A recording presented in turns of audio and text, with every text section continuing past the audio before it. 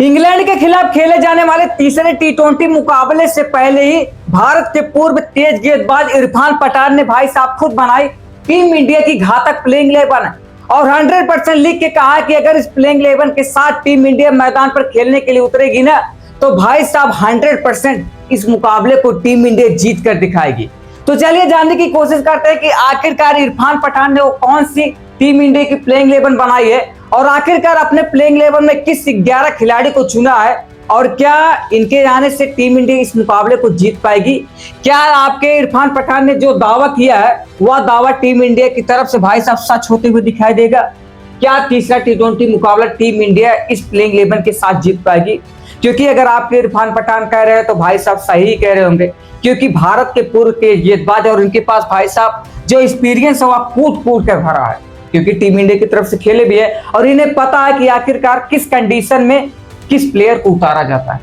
आपको बता दें कि यहाँ पर जब इंडिया और इंग्लैंड के बीच तीसरा टी20 का मुकाबला खेला जाएगा, यानी कि थर्ड टी20 का मुकाबला खेला जाएगा, तो यह मुकाबला कहीं और नहीं बल्कि इंग्लैंड के नॉटिंघम में यह मुकाबला खेला जाएगा। और एक चीज मैं आपको बता दूं, अगर आप सोच रहे हो कि इस मुकाबले को हम 7 बजे से देख ले तो भाई साहब आप बिल्कुल गलत सोच रहे हो, क्योंकि यह तीसरा मुकाबला रात 7 बजे से नहीं बल्कि 10 बजे से आपको शुरू होते हुए दिखाई देने वाला है।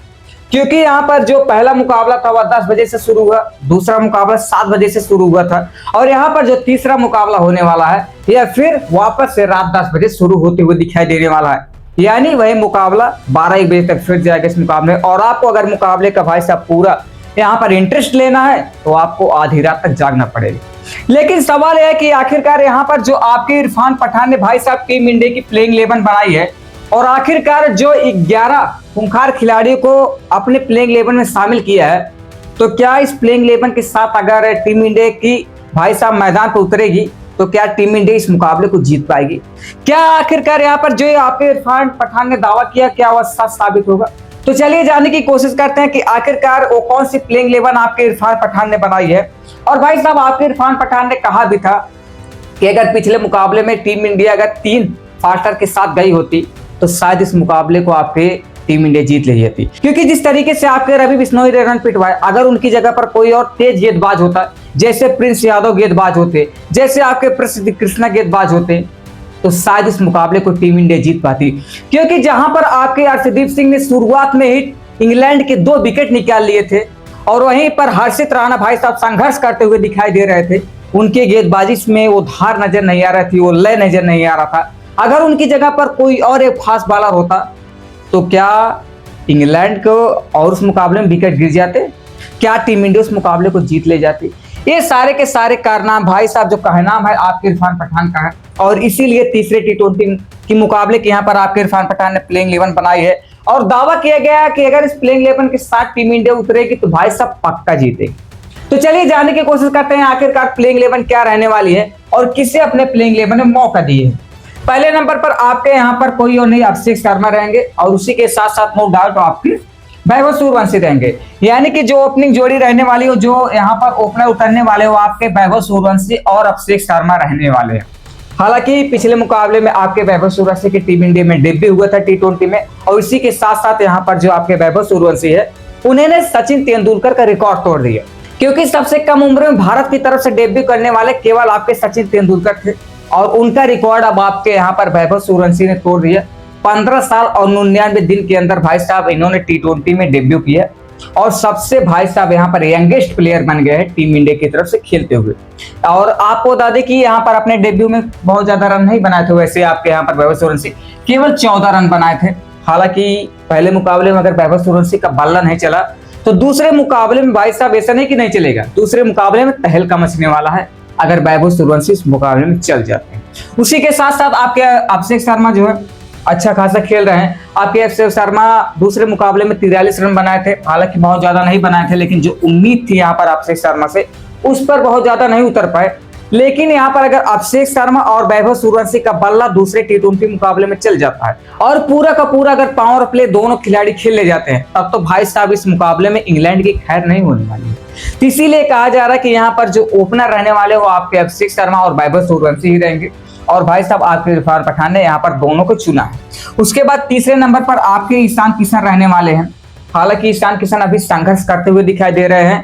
ईशान किशन के बल्ले से उस तरीके से रन नहीं कर पा रहा है जिस तरीके से उन्होंने T20 वर्ल्ड कप में खेला, जिस तरीके से पिछले मुकाबले में खेल कर आए थे, उस तरीके से आपके ईशान किशन इस मुकाबले में नहीं खेल पाए। आपको बता दें कि तीसरे मुकाबले में 40 बॉल पर बंदा केवल 49 रन बनाता है। अगर आप 40 बॉल T20 में खेल रहे हो तो भाई साहब आप T20 नहीं बल्कि आप टेस्ट खेल रहे हो। अगर आप 40 बॉल पर 49 रन मार रहे हो तो ऐसे में अपनी यहाँ पर बल्लेबाजी को भाई साहब ईशान किशन को और मजबूत करना पड़ेगा, और जो इतने जो गेंद खा रहे हैं भाई साहब उन्हें और फास्टेस्ट यहाँ पर रन बनाना पड़ेगा। उसके बाद आपके कप्तान श्रेयस अय्यर आ जाते हैं। हालांकि भी बहुत अच्छी खासी पारी नहीं खेले थे, 37 रन बनाए थे आपके यहाँ पर जो श्रेयस अय्यर थे। तो ये 4 जो भाई साहब ओपनर रहने वाले, यानी कि जो 4 शुरुआत के बल्लेबाज रहने वाले आपके अभिषेक शर्मा, वैभव सूर्यवंशी, ईशान किशन और यहाँ पर श्रेयस अय्यर, यानी कि ये 4 बल्लेबाज प्रॉपर रहने वाले, इसमें कोई बदलाव नहीं होने वाला है। उसके बाद यहाँ पर जो आपके इरफान पठान ने चुने भाई साहब, यहाँ पर तिलक वर्मा को रखा गया है। उसके बाद यहाँ पर आपके शिवम दुबे को रखे हैं। फिर उसके बाद यहाँ पर आपके अक्षर पटेल और साथ ही साथ आपके हर्षित राणा को रखा गया है। आपको बता दें कि यहाँ पर जो आपके तिलक वर्मा है ये भी बहुत अच्छा खासा रन नहीं बना पा रहे हैं, क्योंकि वे वही तिलक वर्मा नहीं है जो कि भाई साहब इन्होंने एशिया कप का मुकाबला जिताया था। उस मुकाबले में जिस तरीके से आपके तिलक वर्मा खेले थे, उस सीजन जिस तरीके से आपके तिलक वर्मा खेल रहे थे, उस तरीके से अब आपके तिलक वर्मा के बल्ले से रन नहीं कर पा रहा। और वहीं अगर शिवम दुबे की बात करें, भाई साहब अच्छा खासा कर रहे हैं, बंदा हर मुकाबले में लगभग दे रहा है, और इनको पिछले मुकाबले में गेंदबाजी कराना चाहिए था। जहां पर टीम इंडिया 3-3 स्पिनर के साथ गेंदबाजी करा रहे थे, वहां आपके शिवम दुबे को मौका तक नहीं दिया गया। जहां पर आपके अर्शदीप सिंह ने 3 विकेट निकाले थे, हर्षित राणा ने 1 विकेट निकाला, लेकिन आपके यहाँ पर शिवम दुबे को अगर गेंदबाजी कराई गई होती तो शायद ही यहाँ पर जो मैच का रिजल्ट था कुछ और होता।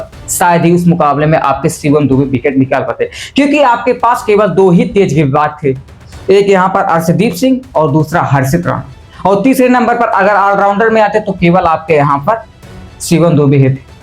उसके बाद यहाँ पर भाई साहब आपके अक्षर पटेल बल्ले से बहुत अच्छा खासा कर नहीं पा रहे हैं, केवल गेंदबाजी में पिछले मुकाबले में 1 विकेट निकाले थे गेंदबाजी में। अब भाई साहब इस तरीके से अगर आप बल्लेबाजी और गेंदबाजी कर रहे हो तो इससे टीम इंडिया के ऊपर प्रेशर बढ़ता है। अक्षर पटेल एक अच्छे खासे ऑलराउंडर है, लेकिन अभी भाई साहब क्या इनकी जगह पर आपको सूर्यवंशी सिगड़े को मौका देना चाहिए? अपनी राय जरूर बताइएगा। उसके बाद यहाँ पर आपके हर्षित राणा, हालांकि पिछले मुकाबले में बहुत महंगे साबित हुए, 3 ओवर डालते हैं भाई साहब ने 30 रन दिए थे, यानी कि 10 की इकॉनमी से आपके हर्षित रन दे रहे थे। इस तरीके से इनकी गेंदबाजी थी। उसके बाद यहाँ अगर बात करें आखिरकार गेंदबाज की, तो आपके यहाँ पर प्रिंस यादव को रखा गया है आपके रवि बिश्नोई की जगह। उसके बाद यहाँ पर आपके अर्शदीप सिंह को और फिर वरुण चक्रवर्ती को रखा गया है, यानी कि यहाँ पर रवि बिश्नोई की जगह आपके इरफान पठान ने प्रिंस यादव को चुना है। उसके बाद यहाँ पर आपके अर्शदीप सिंह रहने वाले हैं। उसके बाद यहाँ पर आपके वरुण चक्रवर्ती, यानी कि 3 यहाँ पर प्रॉपर तेज गेंदबाज को रखा गया है। उसके बाद यहाँ पर आपके वरुण चक्रवर्ती और अक्षर पटेल को स्पिनर के तौर पर रखा गया है। बाकी यही प्लेइंग 11 आपके इरफान पठान ने चुनी है। बाकी आपको क्या लगता है कि अगर इस प्लेइंग 11 के साथ टीम इंडिया मैदान पर उतरेगी तीसरे T20 मुकाबले में, तो क्या इस प्लेइंग 11 के साथ टीम इंडिया जीत पाएगी? बाकी आप जरूर बताइए कि आपके हिसाब से तीसरे T20 मुकाबले में टीम इंडिया की प्लेइंग 11 क्या रहनी चाहिए, और इरफान पठान के द्वारा चुनी गई इस प्लेइंग 11 में कौन सी कमी नजर आई है? अपनी राय जरूर बताइएगा। बाकी यदि जानकारी चाहिए तो इस वीडियो में क्लिक करके देख सकते हैं। मिलते हैं नेक्स्ट वीडियो में, तब तक के लिए जय हिंद, जय भारत, वंदे मातरम।